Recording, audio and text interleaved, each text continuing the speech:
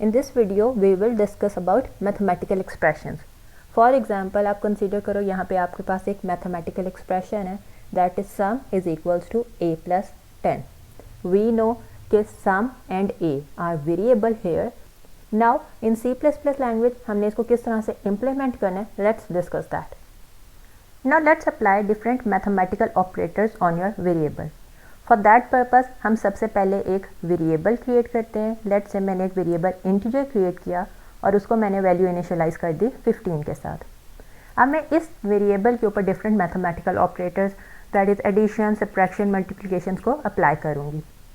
हम एक और वेरिएबल क्रिएट करते हैं ताकि उसके अंदर ऑपरेटर अप्लाई करने के बाद वाले आंसर्स को हम स्टोर कर दें. लेट्स से उसका नाम हम रख देते हैं आंस. अब इसको हम इनिशियलाइज करेंगे 0 के साथ बिकॉज इसके अंदर अभी हमारी ओरिजिनली कोई वैल्यू नहीं है. Now let's apply operators on the variable x. मैंने x वेरिएबल के अंदर कोई वैल्यू ऐड करनी है. मैंने अगर जब मैथ में भी काम करना होता है, हम एडिशन कर रहे होते हैं तो हम क्या लिखते हैं, हम x प्लस लेट्स से मैंने इसके अंदर 10 ऐड करना है, हम x प्लस 10 लिख देते हैं. अब इस चीज़ को जब भी हम प्रोग्रामिंग में कर रहे होते हैं या इवन मैथ में हम कर रहे होते हैं तो हम इसको किसी न्यू वेरिएबल के अंदर स्टोर कर देते हैं. और हमने वो वेरिएबल बनाया था आंस के नाम से. अब इसको हम कर देंगे कि हम ans is equals to x plus 10. अब यहाँ पे क्या होगा, ये x प्लस 10 जो भी वैल्यू कैलकुलेट होगी वो हमारे ANS वेरिएबल के अंदर स्टोर हो जाएगी. अगेन हमें अपनी हर प्रोग्रामिंग स्टेटमेंट को टर्मिनेट करना होता है, सो हम इसको टर्मिनेट कर देंगे. हमारे पास ये जो स्टेटमेंट है that is ans is equals to x plus 10, इसमें x and 10 are your operands और जो हमने प्लस का साइन लगाया दैट इज़ योर ऑपरेटर. हम यहाँ पे डिफरेंट ऑपरेटर्स अप्लाई करते हैं. हम दो डिफरेंट नंबर्स के ऊपर भी ऑपरेटर अप्लाई कर सकते हैं, हम दो वेरिएबल्स को भी यूज़ कर सकते हैं. दोज नंबर्स और variables are considered as your operands. Now let's print their values. हम सी आउट स्टेटमेंट यूज़ करेंगे, उसके बाद हम कोई अप्रोप्रिएट मैसेजेस के साथ अपनी वैल्यू को शो करेंगे. हम कह देंगे value of x is equals to, और क्योंकि अब हमें नेक्स्ट पार्ट ऐड करना है दैट इज़ हमें वैल्यू ऑफ x को प्रिंट करना है, हम अपना ये वाला ऑपरेटर दोबारा से लगाएंगे और वेरिएबल जिसकी आपने वैल्यू प्रिंट करनी है उसका नाम लिख दोगे. मैंने सिंपल x लिख दिया, उसके बाद मैं न्यू लाइन स्टेटमेंट कर दूँगी. अब हम करेंगे यहाँ पे वैल्यू ऑफ x आ जाएगी. Now I want to print the value of ANS variable. तो हम क्या करेंगे, लेट्स से मैंने इसी को दोबारा कॉपी कर लिया, यहाँ पेस्ट करूँगी. वैल्यू ऑफ x की जगह मैं ANS लिख दूँगी और यहाँ पे भी मैं आंस अपडेट कर दूँगी. Now let's run your code और उसके बाद हम उसका आउटपुट देखते हैं. अब आप यहाँ पे देख सकते हो कि जब हमने प्रोग्राम को रन किया है उसने हमें वैल्यू ऑफ x दे दिया है 15 एज उसकी वैल्यू 15 थी. और उसके बाद उसने जब एडिशन कर ली, यहाँ पे वो लाइन वाइज आ रहा था. पहले वो लाइन 6 पे आया, फिर 7 पे आया, फिर वो 10 पे आके उसने वेरिएबल में वैल्यू स्टोर कर दी. अब उसने स्टोर कैसे की थी, उसने पहले इसको ऐड किया, ऐड करने के बाद स्टोर कर दिया और सो हमारे यहाँ पे वैल्यू प्रिंट होगी 25. अब यहाँ पे आप एक पॉइंट देखो, यहाँ पे पहले हमने ANS वेरिएबल को इनिशियलाइज किया था 0 के साथ, लेकिन उसने हमें वैल्यू कौन सी दी, 25. क्यों, बिकॉज 0 के बाद उसने उसको अपडेट कर दिया था इस स्टेटमेंट में. अब हमारा कंपाइलर हमेशा हमें लास्ट अपडेटेड वैल्यू शो करता है, पुरानी सारी वैल्यूज हमारी डिस्कार्ड हो जाती हैं. So the updated value of your ANS variable is 25. In the same way हम यहाँ पे प्लस की जगह माइनस ऑपरेटर लगा सकते हैं, हम यहाँ पे मल्टीप्लिकेशन ऑपरेटर लगा सकते हैं, इवन आप यहाँ पे अपना डिवीजन ऑपरेटर भी लगा सकते हो. लेट्स से अब मैंने यहाँ पे डिवीजन ऑपरेटर लगाया. बिफोर एग्जीक्यूटिंग दिस प्रोग्राम आप ज़रा कुछ टाइम के लिए खुद सोचो, अगर आप x को डिवाइड कर रहे हो 10 के साथ तो आपका आंसर क्या आना चाहिए. Your answer should be 1.5 as value of x is equals to 15. और जब हम 15 को 10 से डिवाइड करेंगे तो हमारा आंसर हमेशा 1.5 आएगा. चलो अब हम इसको रन करके देखते हैं तो हमारा कंपाइलर क्या आंसर करता है. अब आप यहाँ पे देखो, हमारा कंपाइलर हमें आंसर दे रहा है 1 instead of 1.5. It's giving you the value that is 1. ये क्या वजह है, अब हमें तो आंसर 1.5 आना चाहिए.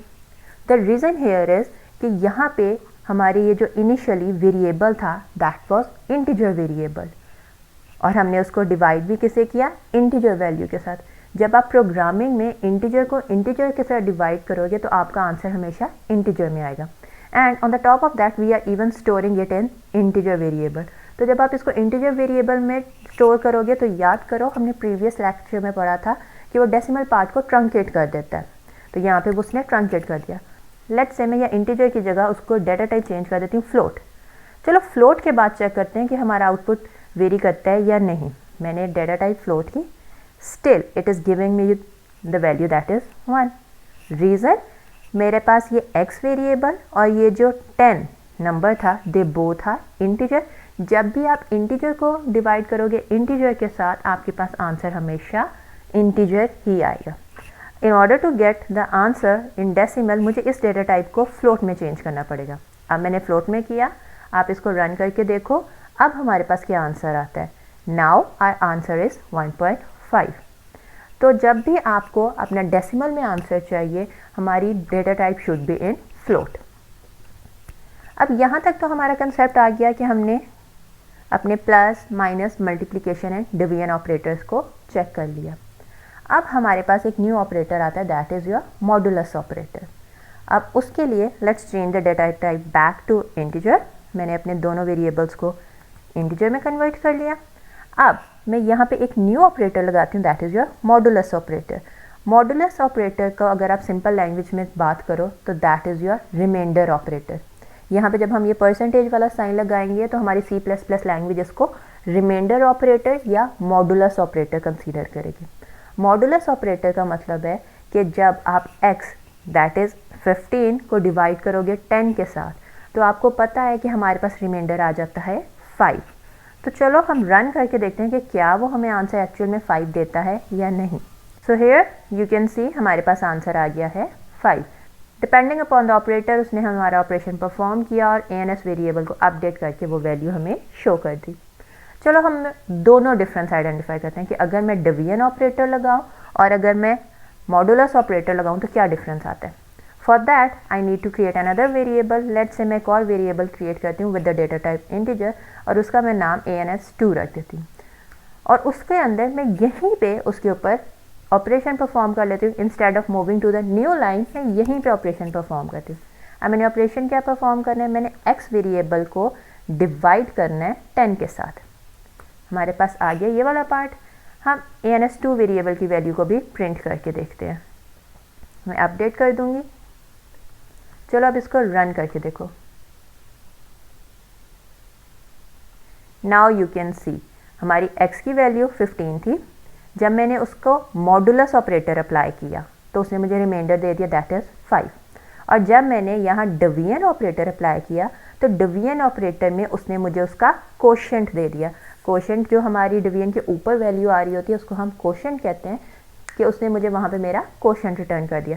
दैट इज़ 15 को डिवाइड करोगे 10 से तो आपके पास कोशेंट आ जाता है 1 and your remainder is 5। So that's how हम अपने ये वाले डिफरेंट ऑपरेटर्स अप्लाई करते हैं। अब यहाँ पे हम एक थोड़ा सा और मॉडिफाई करके देखते हैं अपने प्रोग्राम को।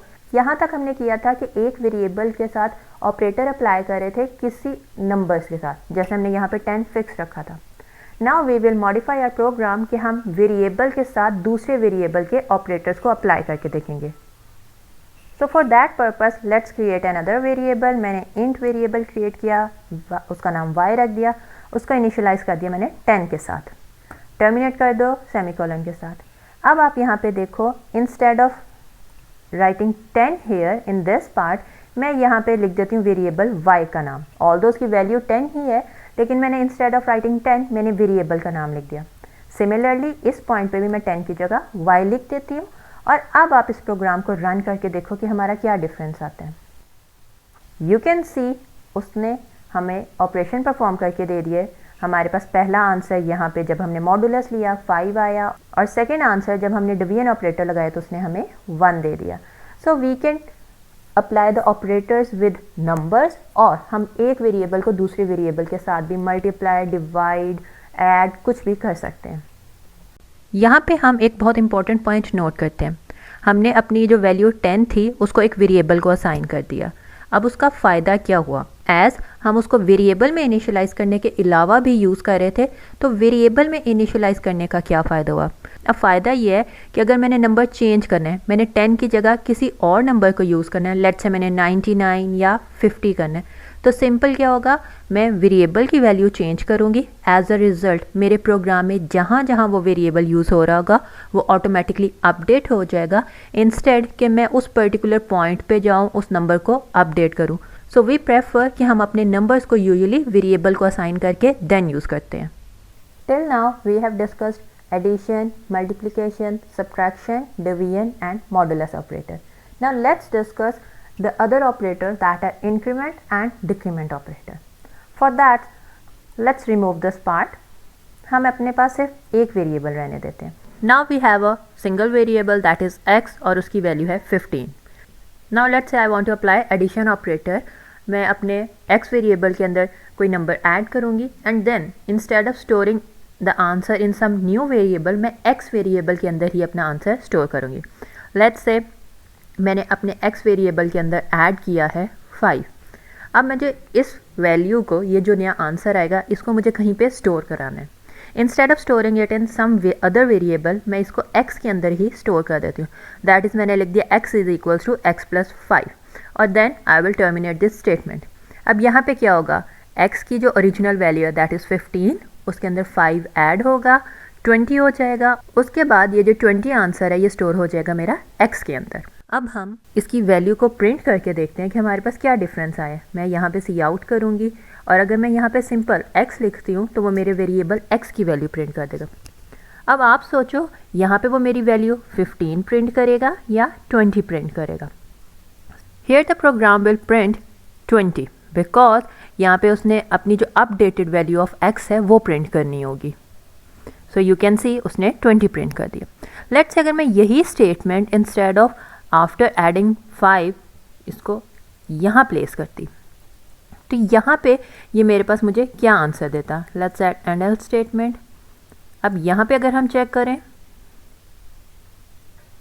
तो उसने पहले मुझे 15 दिया है बिकॉज यहाँ लाइन नंबर 8 तक आने तक x की वैल्यू मेरे पास 15 थी. लेकिन जब हम लाइन नंबर 11 पे आए हैं तो मेरे पास x की वैल्यू अपडेट हो गई है. मैंने उसकी प्रीवियस वैल्यू के अंदर 5 ऐड किया है और उसको स्टोर कर दिया है दोबारा से x के अंदर. सो उसने सेकंड सी आउट स्टेटमेंट में मेरे पास 20 शो कर दिया. समटाइम्स हम क्या करते हैं, इंस्टेड ऑफ एडिंग 5 हम सिंपल ये करते हैं कि x की जो ओरिजिनल वैल्यू थी उसके अंदर सिर्फ 1 ऐड करो. सो जब मैंने 1 ऐड करना होगा तो मेरी स्टेटमेंट बन जाएगी x is equals to x plus 1. चलो यहाँ पे हम इसका आउटपुट देखते हैं. यहाँ जब आउटपुट देखोगे x 15 है, आफ्टर अपडेटिंग उसकी वैल्यू हो जाएगी 16 as you can see here. अब यहाँ पे जब मैंने सिर्फ 1 ऐड किया है तो इस चीज़ को हम कहते हैं इंक्रीमेंट ऑपरेटर, कि हमने अपने original value of your variable x को सिर्फ इंक्रीमेंट कर दिया. दैट इज़ हमने उसके अंदर 1 ऐड कर दिया. इन प्रोग्रामिंग हम इस इंक्रीमेंट ऑपरेटर को एक बहुत प्रिसाइज वे में लिख सकते हैं. That is instead of writing this x is equal to x plus 1 हम सिंपल x प्लस प्लस लिख दें. दैट मीन्स हम इंक्रीमेंट ऑपरेटर यूज़ कर रहे हैं. अब इसको आप टर्मिनेट कर दो, that is x plus plus के बाद हमारे टर्मिनेटिंग स्टेटमेंट आ जाएगी. ये हमारा एक प्रोग्रामिंग में इंक्रीमेंट ऑपरेटर होता है. That is equivalent to x is equal to x plus 1. अब मैं इस पर्टिकुलर लाइन को कमेंट आउट करती हूँ एंड लेट्स सी कि हमारी जो x की वैल्यू 15 थी, अब जब हम उसको दोबारा से प्रिंट करेंगे तो हमारे पास वहाँ पे क्या डिफरेंस आएगा. Now you can see again हमारी x की ओरिजिनल वैल्यू 15 थी, x प्लस प्लस किया, इंक्रीमेंट हो गया और हमारे पास वैल्यू 16 आ गई. अब जब हम हमारे पास इंक्रीमेंट ऑपरेटर की बात करते हैं तो हमारे पास दो डिफरेंट टाइप के इंक्रीमेंट ऑपरेटर होते हैं. One is post fix and the other one is prefix. Post fix का मतलब है ये जो हमारा प्लस प्लस का इंक्रीमेंट का साइन है ये हमारे वेरिएबल के बाद आता है. और अगर हम प्रीफिक्स की बात करें तो प्रीफिक्स का मतलब है कि मेरा इंक्रीमेंट का sign that is plus plus का साइन मेरे वेरिएबल के नाम से पहले आएगा. अब ये पोस्ट फिक्स और प्रीफिक्स दोनों में डिफरेंस क्या होता है, चलो इन दोनों का डिफरेंस नोट करते हैं वन बाय वन. हम सबसे पहले ये अपने प्रीफिक्स ऑपरेटर को रिमूव करते हैं और हम ये काम करते हैं कि ये जो मेरा पोस्ट फिक्स ऑपरेटर है इसको मैं किसी एक वेरिएबल के अंदर स्टोर कर लेती हूँ. लेट्स से मैंने एक वेरिएबल y बनाया और इसके अंदर मैंने इसकी वैल्यू को स्टोर कर दिया. अब यहाँ पे आप देखो क्या होगा, मेरे x की वैल्यू 15 थी. अब जब वो सी आउट की स्टेटमेंट में x की वैल्यू 15 प्रिंट कर देगा, जब वो इस स्टेटमेंट पे आएगा that is int y is equals to x plus plus, अब वो यहाँ पे क्या करेगा, यहाँ पे वो ये जो x की वैल्यू है दैट इज़ ओरिजिनल 15 है, उसको y में कॉपी कर देगा और y को कॉपी करने के बाद वो उसको इंक्रीमेंट कर देगा, दैट इज़ इंक्रीमेंट करके उसकी वैल्यू 16 हो जाएगी। चलो हम इन दोनों चीज़ों को प्रिंट करते हैं सो दैट हमारी अंडरस्टैंडिंग ज़्यादा क्लियर हो जाए। यहाँ पे अब मैं वैल्यू ऑफ y प्रिंट करती हूँ, तो मैं लिख दूँगी y इज़ इक्वल्स टू और मैं अपना वैल्यू ऑफ y प्रिंट कर दूँगी। अब ये मेरी वैल्यू ऑफ x है, सो यहाँ पे मैं x इज़ इक्वल्स टू लिख के अपना वैल्यू ऑफ x को प्रिंट कर दूँगी। चलो अब हम इन दोनों चीज़ों को रन करके देखते हैं। यू कैन सी यहाँ पे मेरी वैल्यू ऑफ x क्या थी ओरिजिनल 15, उसने किया यहाँ पे y इज़ इक्वल टू 15 क्योंकि उसने पहले x की वैल्यू को कॉपी कर लिया था और उसके बाद उसने अपने x को इंक्रीमेंट किया। चलो यहाँ एंडल ऐड कर लेते हैं, नेक्स्ट टाइम हमारे लिए अंडरस्टैंडिंग ईजी हो जाएगी। अब पोस्ट फिक्स की तो हमें समझ आ गई कि उसने पहले x की वैल्यू को y में कॉपी किया है और उसके बाद इंक्रीमेंट किया।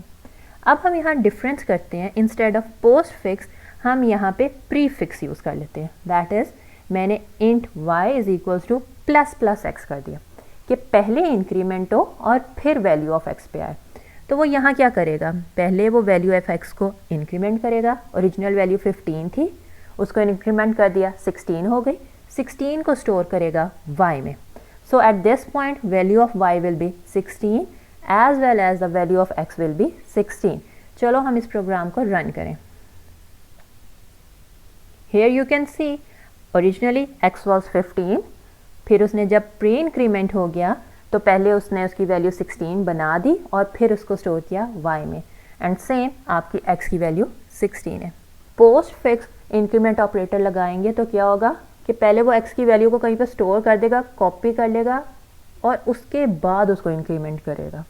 और प्रीफिक्स में वो क्या करेगा कि पहले वो इंक्रीमेंट कर लेगा, पहले काम कर लेगा और उसके बाद उसकी वैल्यू को स्टोर करेगा।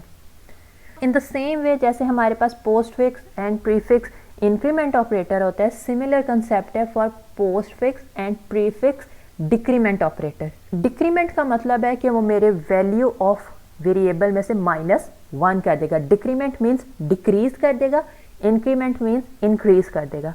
अब यहाँ पे हम अपना एक डिक्रीमेंट ऑपरेटर चेक करते हैं। हम सिंपल क्या करेंगे, x माइनस माइनस कर देंगे। अब मैंने देखो यहाँ पे मैंने पोस्ट फिक्स डिक्रीमेंट ऑपरेटर लगाया कि पहले वो x की वैल्यू को कॉपी करे और फिर डिक्रीमेंट करे। इस प्रोग्राम को रन करके देखो, यू कैन सी x की वैल्यू 15 थी, पोस्ट फिक्स की वजह से उसने पहले उसको y में कॉपी कर दिया और फिर उसने x की वैल्यू डिक्रीमेंट की जो 14 हो गई।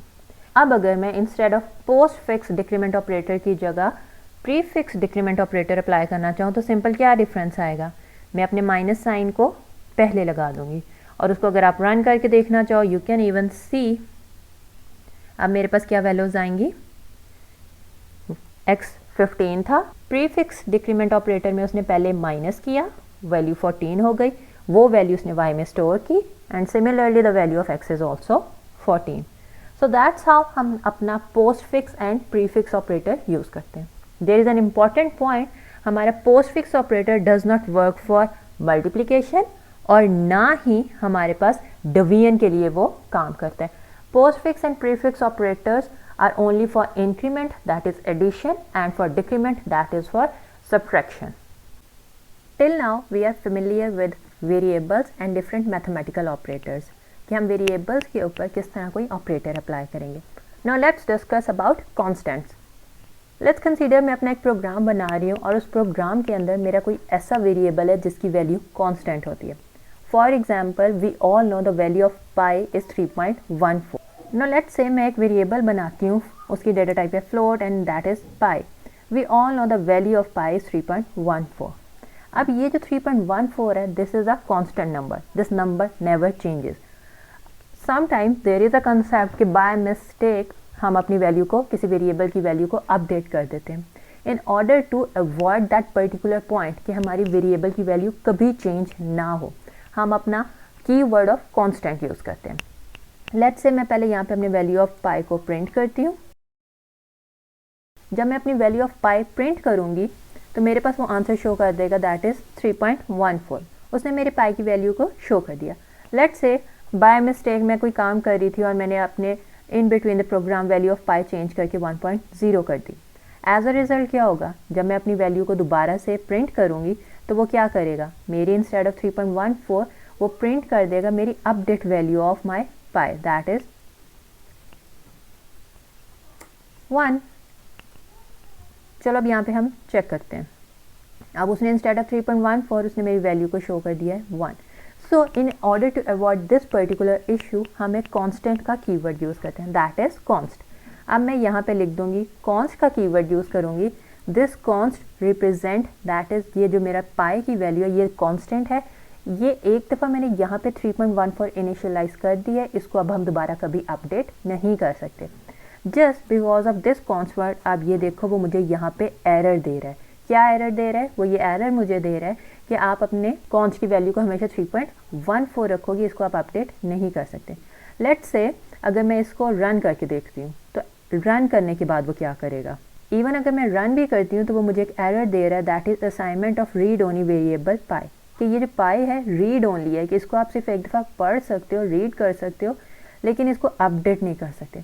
अब यहाँ पे देखो जैसे ही मैं इस पर्टिकुलर स्टेटमेंट को कमेंट आउट करूँगी तो मेरा एरर फिनिश हो जाएगा। एरर फिनिश होने के बाद जब आप उस प्रोग्राम को इवन रन भी करोगे तो वो आपकी वैल्यू को प्रिंट कर देगा।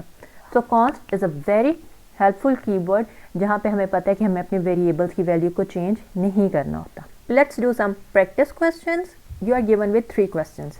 Your first question is that is you are suppose to write the C++ code, जहाँ पे आपको एक सिंपल कैलकुलेटर बनाना है। अब ये कैलकुलेटर क्या करेगा, इस कैलकुलेटर के अंदर आपके पास 2 वेरिएबल्स होंगे, नंबर 1 एंड नंबर 2। नंबर 1 को इनिशियलाइज़ करेंगे 167 के साथ एंड नंबर 2 को इनिशियलाइज़ करेंगे 100 के साथ। आफ्टर इनिशियलाइजिंग दैम हम ये 5 ऑपरेशंस परफॉर्म करेंगे, that is addition, subtraction, multiplication, division and modulus. अब इन वेरिएबल्स के ऊपर आप ये 5 ऑपरेशंस परफॉर्म करोगे और हर ऑपरेशन का आउटपुट अपनी स्क्रीन के ऊपर शो करोगे। In second question you are supposed to calculate the area of a rectangle. For the area of rectangle we know the formula, that is length into width.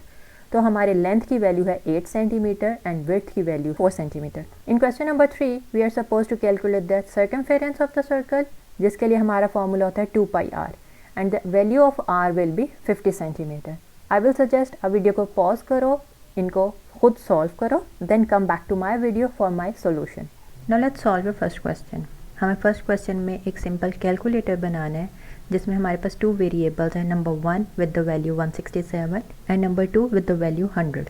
उसके बाद हमें addition, subtraction, multiplication, division and modulus operator perform करवाने and at last हमें उनकी values को print करना है।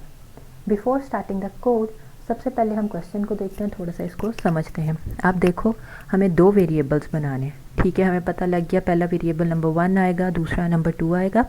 अब उन्होंने हमें इनकी यहाँ पे वैल्यू बताई है कि वैल्यू 167 है और दूसरी वैल्यू 100 है। फ्रॉम दिस हमें पता लग जाएगा कि हमारे डेटा टाइप जो होगी that will B integer data type. एक तो यहाँ से आइडिया हो गया। एंड सेकंड पॉइंट, हमारे पास जो ऑपरेटर है that is division and modulus, हमें ये दोनों ऑपरेटर अप्लाई करें। We can apply these operators only when the data type is integer. चलो जी, अब हम अपना कोड लिखते हैं। हम अपना पहला वेरिएबल बनाते हैं दैट इज़ इंटीजर और उसका नाम आ जाता है number 1। We will initialise it with 167, हमारा पहला स्टेप हो गया। इसके बाद हम सेकंड वेरिएबल बनाएंगे विद द नेम नंबर 2 और इसको इनिशियलाइज कर दोगे आप 100 के साथ। हमने अपना पहला स्टेप कर दिया, 2 वेरिएबल बनाए और उनको इनिशियलाइज कर दिया। Now it's a better practice कि हम इन वैल्यूज़ को प्रिंट कर दें, तो हम यहाँ पे सी आउट स्टेटमेंट यूज़ करेंगे और अपनी जो वैल्यूज़ हैं वो हम प्रिंट कर देंगे। हम कहेंगे value of number 1 is equals to number 1 is equals to, उसके बाद हमारे वेरिएबल का नाम आ जाएगा एंड हम उसको एंडल कर देंगे, देन टर्मिनेट। हमारी फर्स्ट स्टेटमेंट आ गई। अब हम अपनी सेकंड के लिए सेम काम करेंगे। अब आप उसको कंट्रोल भी कर लो, इंस्टेड ऑफ नंबर 1 मैं नंबर 2 कर दूंगी and here I will change the name of the variable. मेरे दोनों वेरिएबल्स के नाम और उनकी वैल्यू आ जाएगी। अब हम 1 बाय 1 अपने ऑपरेशंस परफॉर्म करेंगे। आप देखो पहला ऑपरेशन हमने एडिशन करना है, that is we are going to add number 1 and number 2। तो हम एक वेरिएबल बनाते हैं जिसका नाम रख देते हैं इंट ऐड। हमने इंटीजर इसलिए लिया क्योंकि ओरिजिनली दोनों वेरिएबल इंटीजर हैं, ऐड करोगे आंसर भी इंटीजर आएगा। हमने वेरिएबल बनाया और उस वेरिएबल की हमारी वैल्यू क्या है, उसमें नंबर 1 प्लस नंबर 2 कर देंगे and then we will terminate it. अब हमने ये ऑपरेशन परफॉर्म कर लिया। हम इस ऑपरेशन के बाद इसकी वैल्यू को प्रिंट कर देंगे। हम क्या करेंगे, हम सी आउट स्टेटमेंट करेंगे और हम कह देंगे sum of number 1 and number 2 is equals to, और यहाँ पे हम सिंपल अपने वेरिएबल ऐड को शो कर देंगे। अगेन हम एंड स्टेटमेंट यूज़ करके हमारा पहला part that is your part of addition हमने कर लिया। इन द सेम वे हम बाकी सब ऑपरेटर्स के लिए भी अपना पार्ट करेंगे। लेट्स कॉपी दिस पार्ट और हम इसी को बार बार मॉडिफाई कर देंगे। अब जब हमें सब्ट्रैक्शन करनी है हम वेरिएबल का नाम सब रख देंगे जो शो करेगा सब्ट्रैक्शन के लिए। द ओनली डिफरेंस विल कि हम प्लस की जगह यहाँ पे माइनस का साइन लगा देंगे और यहाँ पे सम की जगह हमारे पास आ जाएगा subtraction of number 1 and number 2, और ऐड वेरिएबल की जगह जहाँ पे हमारा सब्ट्रैक्टेड आंसर है दैट इज़ इन वेरिएबल सब, हम उसका नाम लिख देंगे दैट इज़ सब। Done with the subtraction part. Let's do the multiplication part. Simple क्या हो जाएगा, ऐड की जगह हम मल लिख देंगे दैट इज़ रिप्रेजेंटिंग मल्टीप्लिकेशन, और आपके पास यहाँ पे ऑपरेटर मल्टीप्लिकेशन का आ जाएगा। हम यहाँ से अपना मैसेज सम की जगह मल्टीप्लिकेशन लिख देंगे, multiplication of number 1 and number 2, और अपने वेरिएबल को भी हम अपडेट कर देंगे। Now move on to your next operator that is your division operator. यहाँ पे हम लिख देंगे डिव और अपना ऑपरेटर चेंज करके डिवीजन का साइन लगा देंगे, और यहाँ पे हमारा मैसेज आएगा division of number 1 and number 2। Again variable का नाम चेंज करो, डिव वेरिएबल आ गया। एट लास्ट हमारा ऑपरेटर है मॉडुलस, मैंने उसको मॉड लिख दिया। अपना मॉडुलस ऑपरेटर अप्लाई करूँगी that is the sign of percentage, और उसके बाद हम ये मैसेज को अपडेट कर देंगे modulus of number 1 and number 2 is equals to, किस वेरिएबल में उसका आंसर आ रहा है दैट इज़ मॉड वेरिएबल, हमने वो यहाँ पे शो कर दिया। हमने अपने सारे ऑपरेटर्स को 1 बाय 1 अप्लाई कर दिया। अब आप कोड को रन करके देखो, यू कैन सी उसने हमें वेरिएबल्स की वैल्यू शो कर दी। उसके बाद सम ऑफ नंबर 1 एंड नंबर 2 भी शो कर दिया, अगेन सब्ट्रैक्शन भी शो कर दी, मल्टीप्लिकेशन, डिवीजन एंड रिमाइंडर, उसने हमें सारे ऑपरेटर्स शो कर दिए। सो दैट्स हाउ हम अपना कोई भी क्वेश्चन इजीली सॉल्व कर सकते हैं। Now let's solve question number 2, जहाँ पे हमें एरिया ऑफ रेक्टेंगल कैलकुलेट करना है। We know the formula that is length into width, और हमें लेंथ की वैल्यू गिवन है 8 सेंटीमीटर एंड विड्थ की वैल्यू गिवन है 4 centimetre. It means initially we need 2 variables, एक वेरिएबल होगा लेंथ के नाम से, दूसरा होगा विड्थ के नाम से। We will initialise them with 8 and 4 centimetre, और देन हम एक न्यू वेरिएबल क्रिएट करेंगे दैट इज एरिया, जिसके अंदर हम इसका आंसर स्टोर करेंगे।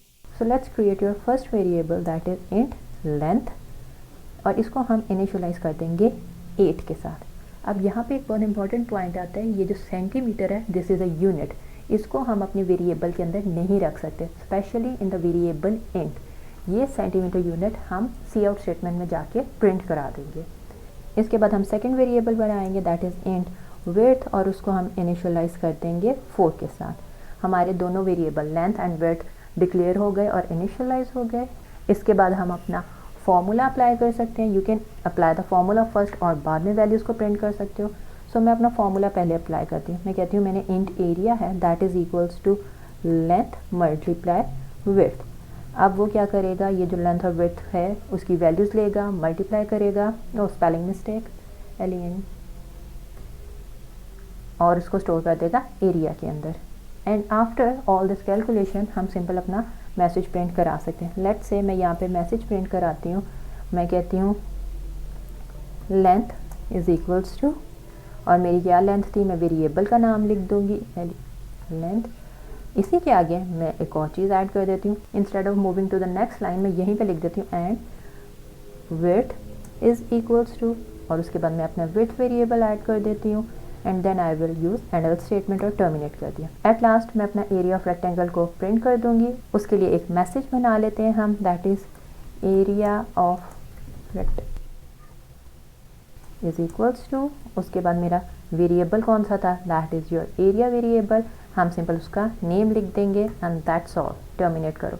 प्रोग्राम को रन करके देखते हैं हमारा क्या आउटपुट आता है।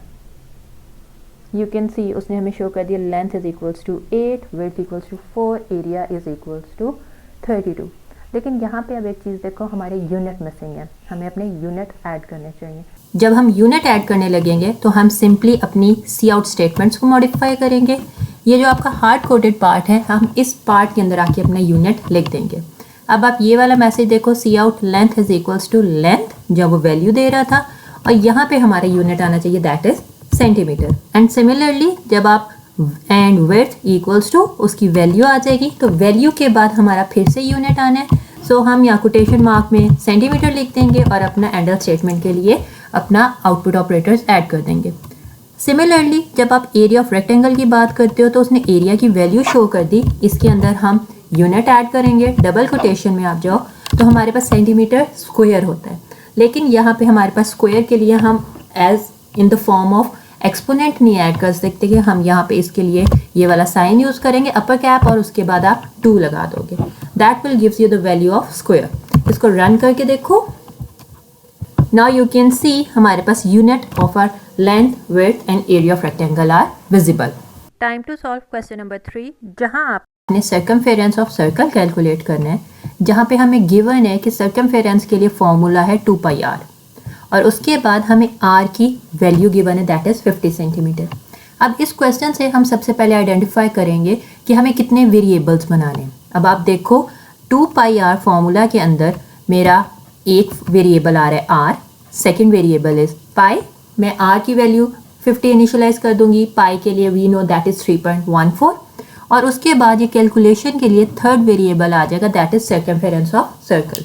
यानी मुझे टोटल 3 वेरिएबल्स बनाने हैं। चलो हम सबसे पहले अपना फर्स्ट वेरिएबल बनाते हैं, और फर्स्ट वेरिएबल हमारा r है। r की अब वैल्यू देखो that is 50 centimetre. It means मैं इंट वेरिएबल बनाती हूँ। Int r is equals to 50 मैंने इनिशियलाइज कर दिया। अब मैं अपना r वेरिएबल बना चुकी हूँ। Now we will create pi variable. Pi की value we all know that is 3.14। तो इसका मतलब है मेरे पास जो वेरिएबल आ जाएगा that will B type float, और मैं यहाँ पे लिख दूंगी पाई और इसकी वैल्यू आ जाएगी 14। अब इस पॉइंट पे आप एक इम्पॉर्टेंट चीज़ नोट करो, वी ऑल नो कि पाई की जो वैल्यू होती है ये कांस्टेंट वैल्यू होती है, ये चेंज नहीं होती। इट मीन्स हमें अपने इस वेरिएबल को स्पेसिफाई करना पड़ेगा that it's a constant variable, तो हम कीवर्ड यूज़ कर लेंगे कॉन्स्ट का। इसके बाद अब हम अपना फॉर्मूला अप्लाई करते हैं। फॉर्मूला दैट इज़ 2πr मैंने करना है। अब जब मैंने फॉर्मूला अप्लाई करना होता है तो हम क्या करते हैं, 2 मल्टीप्लाई पाई, वो हमारी वैल्यू ले लेगा, मल्टीप्लाई r। ये सारा पार्ट हो गया। अब यहाँ पे इस जब आंसर को हमें कहीं स्टोर करना है तो हमें वेरिएबल बनाना पड़ेगा। द पॉइंट हेयर इज कि आप वेरिएबल की डेटा टाइप कौन सी रखोगे, इंट रखोगे या फ्लोट रखोगे। वी नो कि जब आपका एक फ्लोट नंबर किसी दूसरे नंबर से मल्टीप्लाई होता है तो मोस्ट ऑफ द टाइम हमारा आंसर फ्लोट के अंदर ही आता है। सो इट मीन्स कि मेरा यहाँ पे जो वेरिएबल सर्कमफेरेंस बनेगा that should be of type float. हम लिखेंगे फ्लोट, इसके बाद हम इसका नाम रख देंगे सर्कमफेरेंस इज इक्वल्स टू, मैंने बना लिया और यहाँ पे उसकी फॉर्मूला अप्लाई कर दिया। अब हम एक बहुत मीनिंगफुल वे में अपने ये पूरी वैल्यूज़ को प्रिंट करेंगे। सो हम टाइप करेंगे C out statement for printing. आपका मैसेज आएगा circumference of circle with radius. अब हम यहाँ रेडियस की वैल्यू लाते हैं that is in R variable. Then हम यूनिट लिख देंगे सेंटीमीटर, फिर आ जाएगा is, that will be your answer जो हमारे सर्कमफेरेंस वेरिएबल में है। फिर हम यूनिट दोबारा डाल देंगे एज इट विल शो कि आपके सर्कमफेरेंस का यूनिट इन सेंटीमीटर आएगा, और that's all. Let's run the code. Now you can see circumference of a circle with radius 50 centimeter is 314 centimeter. So that's how we can easily solve our problem. That's all for today. If you have any query, you can share in the comment section. If you like the video, do share it with your friends and subscribe my channel.